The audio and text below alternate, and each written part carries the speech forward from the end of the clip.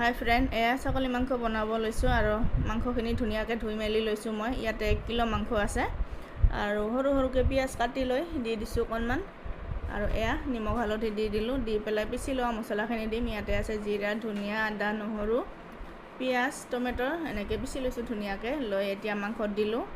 দি পেলাই ধুনীয়াকৈ মই মেৰিনেট কৰি ল'ম মাংসখিনি আৰু ইয়াতে অকণমান কেঁচা মিঠাতেলো দিলোঁ।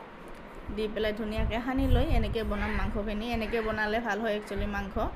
আৰু এয়া ধুনীয়াকৈ সানি ল'লোঁ। আৰু আজি মনটো একদম ভাল নহয় আৰু গাও ভাল নহয়, তথাপিও এনেকৈ ভিডিঅ' এডিট কৰি আছোঁ। মানে ভাল নহয় মানে সৰু বাবুৰ আমাৰ জ্বৰ হয়, জ্বৰ, বমি, মানে লুজ মোচন, মানে বাকী নাই আৰু চবেই হৈছে। আৰু সি মানে খোৱা লোৱা নাই, একদম বিচনাতে বাগৰি এনেকৈ পৰি আছে, বহুত বেছি জ্বৰ হৈছে। আৰু ডক্টৰৰ তাত লৈ গৈছিলোঁ, কিন্তু ঔষধ পাতি দিছে, কিন্তু ঔষধখিনি খুৱাব নোৱাৰিলোঁ। সি মানে জোৰ জবস্তিকৈ খুৱাইছিলোঁ, কিন্তু গোটেই ঔষধখিনি ওলাই দিছে আৰু এতিয়া এনেকৈ আছে। উপায় নাই আৰু এনেকৈ থাকিব লগা হৈছে বাহিৰত।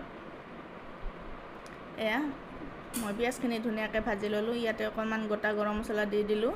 দি পেলাই ধুনীয়াকৈ অকণমান সময় লৰাই তাৰপিছত মাংসখিনি দি দিম। আৰু এইটো একচুৱেলি ভিডিঅ'টো কালিৰ হয়, কিন্তু আজি মই এডিট কৰি আছোঁ। আপোনালোকে ভাবিব ইফালে বাচ্ছাৰ বেমাৰ আৰু ইফালে কিন্তু নিজে মাংস বনাই আছে। সেইটো কাৰণে কৈ দিলোঁ এইটো ভিডিঅ'টো কালিৰ হয়। কালি দুপৰীয়া মানে ছাগলী মাংস খাইছিলোঁ আৰু সিয়াৰ জ্বৰ হৈছে ৰাতিৰ পৰা মানে। আৰু জ্বৰ হোৱাৰো এটা কাৰণ আছে, সি মানে ৰাতি এই 11টামান বজাত মানে সি গা ধুব মানে। আৰু একচুৱেলি ইমান গৰম হয়, গা মানে সি ধুলে, নিজে ধুলে, আমাকো ধুৱাই দিব নিদিলে। সেইটোৰ কাৰণে কিজানিবা জ্বৰ উঠিছে, মানে ৰাতিৰ পৰাই জ্বৰ উঠিছে সিয়াৰ। তো এয়া লৈ গৈছিলোঁ ডক্টৰৰ তাত, ঔষধ দিছে, চাওঁচোন কি হয়।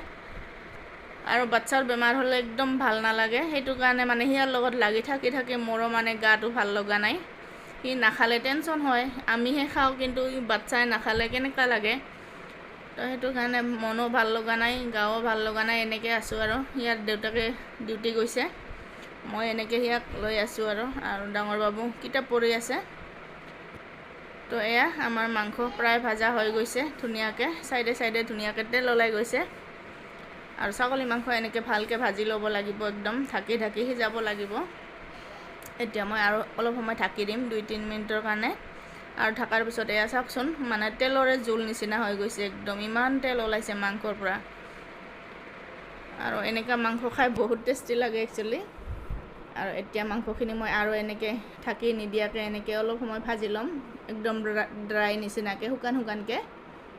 এনেকৈ ভাজি ভাজিয়ে মানে কালাৰটো একদম চেঞ্জ কৰিব লাগিব, তেতিয়াহে ভাল লাগে। ছাগলী মাংস, হাঁহৰ মাংস বহুত টাইম ভাজিব লাগে, তেতিয়াহে মানে মেইন সোৱাদটো আহে। এয়া চাওকচোন, মাংসৰ একদম কালাৰ চেঞ্জ হৈ গৈছে আৰু একদম মাংসখিনি ভাজি ভাজি শুকান নিচিনা হৈ গৈছে।